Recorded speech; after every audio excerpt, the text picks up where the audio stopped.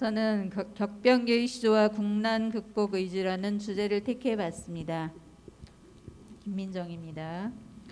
자, 우리 시조는 시절 가조라는 말에서 온 말입니다. 시절 가조란 그때그때의 필요에 맞는 시가라는 뜻이었고 현대에 오면서 노래보다는 문학이라는 뜻으로 이어져 왔습니다.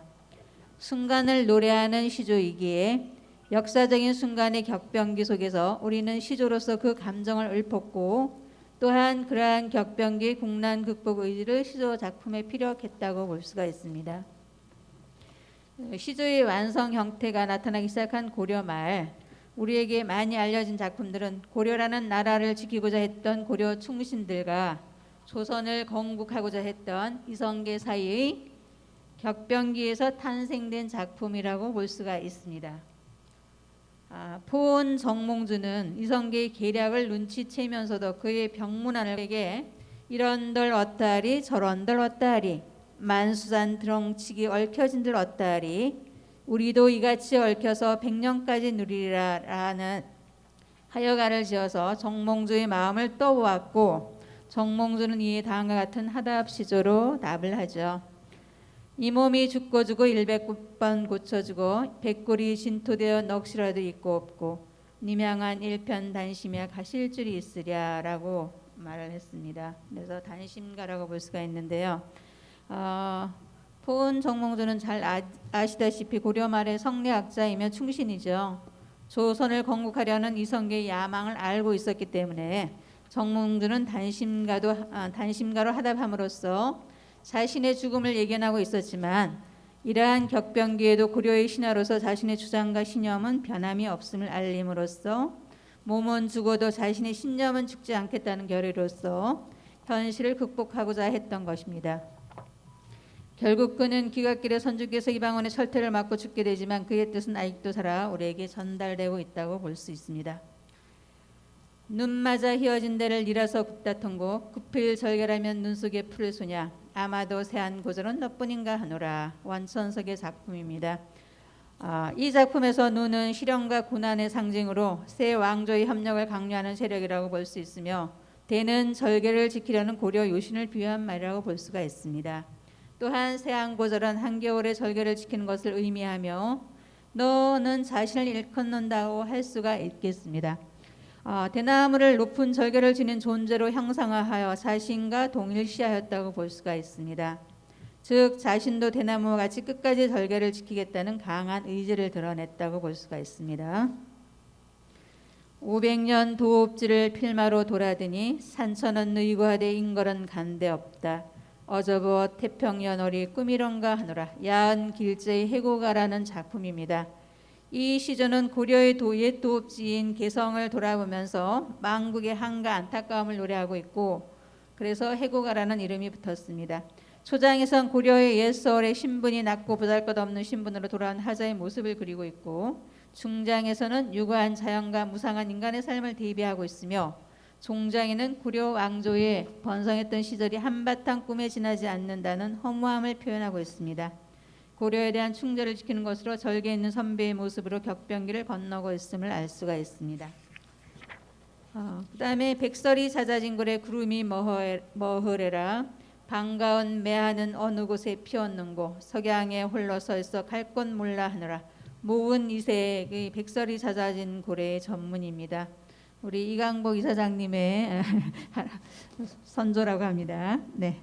이 작품은 고려 유신인 이색의 작품인데요. 고려 후기 문신이자 학자인 이색은 자신이 충성을 다했던 고려 왕조가 무너지고 신진 세력인 이성계 일파를 중심으로 한 조선 왕조가 들어서자 이에 대한 해안과 안타까움을 우의적 풍자적으로 드러냈다고 볼 수가 있습니다.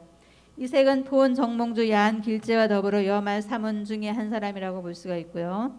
이성계를 나라를 세운 후 여러 차례 출사를 종용했으나 끝내 응하지 않았다고 합니다. 그 다음에 가슴에 궁글 둥실었게 뚫고 왼 새끼를 눈 길게 너슨너슨꼬아 그 궁게 그 산 넣고 두 놈이 두 곳 마주 잡아 이리저리 이리로 흘건 저리로 흘건 훌쩍 할적이는 나남중 남대대 그는 아무쪼로나 견디려니와 아마도 님에요 살라 하면 그는 그리 못하리라. 김천택의 청구영원에 있는 사설시조입니다. 그런데 이것이 저도 이제 청구영원을 연구를 했지만 이게 그냥 남녀에 관한 사랑시조 정도로 이해를 했었는데요. 요사이 이제 그 아래를 보면 다시 알려드리겠습니다. 내 가슴 구멍 뚫어 동아줄 길게 깨어 앞뒤로 끌고 당겨 이 한 몸 가로된들 님의 향한 그 굳은 뜻을 내니라고 굽히랴. 그래서 변한열 불의 불굴가를 22대소 온 변우택이 정격 시조로 고친 전문입니다. 그 항폐강에 의해 명명된 불굴가의 국문 노래가 진본 청구영원의 만행청류 549번째로 실려 있습니다. 청구영원은 18세기에 간행된 것으로 만행청류 사설시조 118수가 실려 있기도 합니다. 그러나 이 작품은 한문으로 된 여러 자료에 의해서 고려 말의 무신이며 충신이었던 대한 변한열의 작품 불굴가로 알려지면서 고려 말 격변기 무인의 지조를 나타난 작품으로 알려지고 있습니다. 네, 그 다음에는 이제 조선의 6대 왕이었던 어린 단종의 왕위를 찬탈한 수양대군, 즉 계유정난이 일어났죠. 그래서 이제 사육신이라든가 이런 사람이 그러한 격변기의 작품을 많이 썼는데요. 쭉 읽고 말씀을 드리겠습니다. 이 몸이 죽어가서 무엇이 될꼬 하니 복례산 제일봉에 낙락장송되어 있어 백설이 망공곤할 때 독야청청하리라. 성산문의 작품입니다. 가마기 눈비 맞아 희는독 곰놈해라. 야광명월이 밤인들 어두우랴. 님향한 일편단심이야 변할 줄이 이시랴. 박백년의 작품이고요. 방 안에 켰는 촛불 니와 이별하였간데 겉으로 눈물 지고 속 타는 줄 모르는고 저 촛불 나와 같아서 속 타는 줄 모르도다. 이게 이 작품입니다. 초당에 일이 없어 검은고를 베고 누워 태평성대를 꿈에나 보렸더니 문전의 수성 어적이 잠든 나를 깨워다. 유성원의 작품이고요.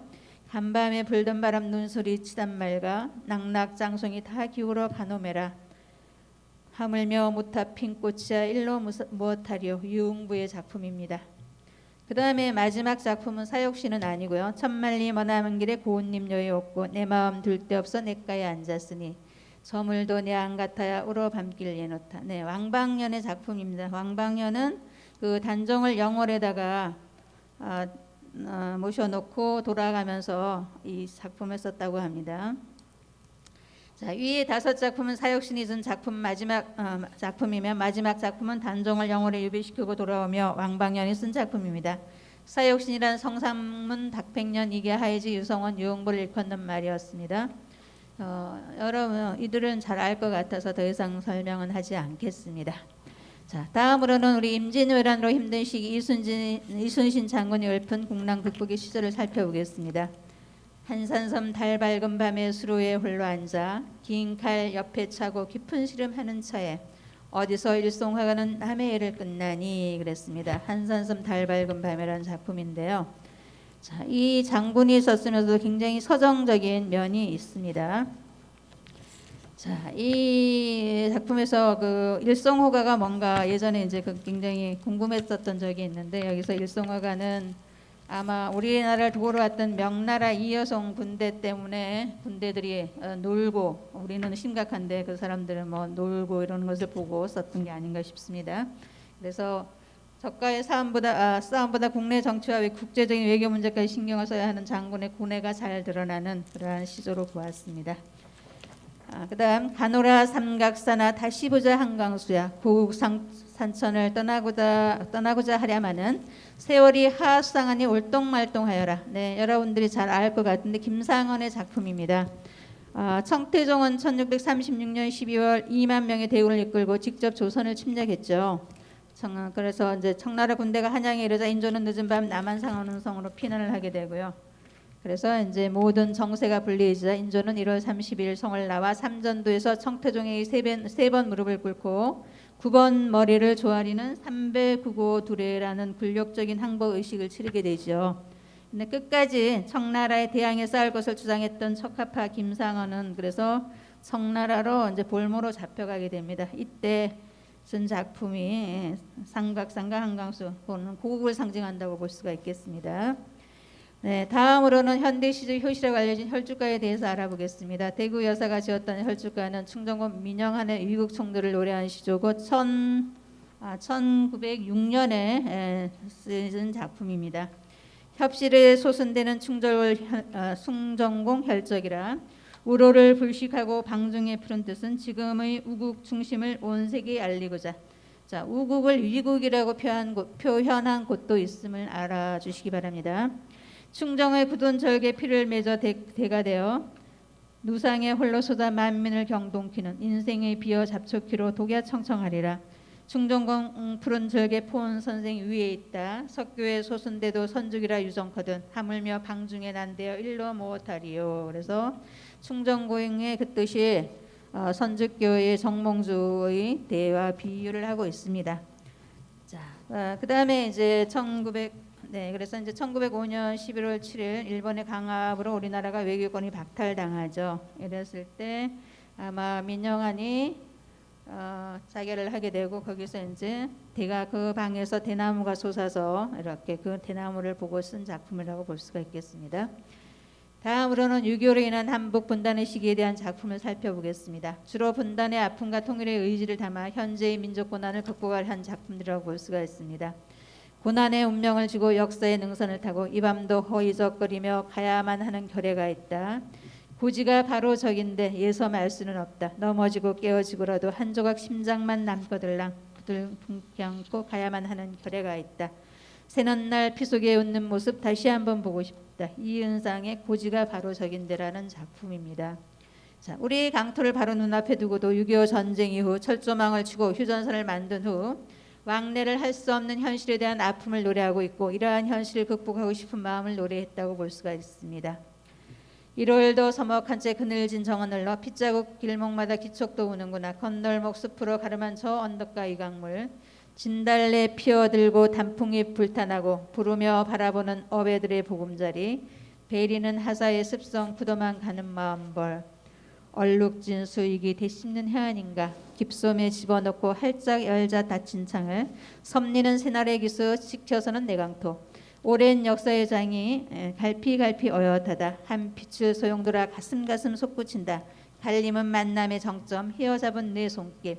이태극 선생님이 내 사나에서다라는 작품입니다. 이태극 선생님은 그 하천이 고향이시죠. 예전에 이제 거기가 38선 이북이었다가 전쟁이 남으로써 38 휴전선이 생기면서 남한이 된 곳이죠. 자, 내산하는 고향이며 조국을 의미합니다. 분단된 조국의 아픔을 핏자국 길목마다 기척도가 온다라는 것으로 표현하고 있습니다. 건널목 숲으로 가름한 저 언덕과 이 강물이라는 숲을 사이로 하여 갈라진 남과 북을 상징합니다. 한 피추를 나눈 형제이면서도 서로 대립적 관계에 놓여서 적대시하는 남북 분단의 현실을 지켜보며 그것을 극복하여 만남속 통일이 되기를 바라고 있는 작품이라고 볼 수가 있습니다. 이 외에도 굉장히 많은 작품이 있습니다. 네, 성산에서 문산까지 40.6km 단선 디젤 구간에서 복선 전철 구간으로 고결한 숨길을 되어 신선하게 태어난다.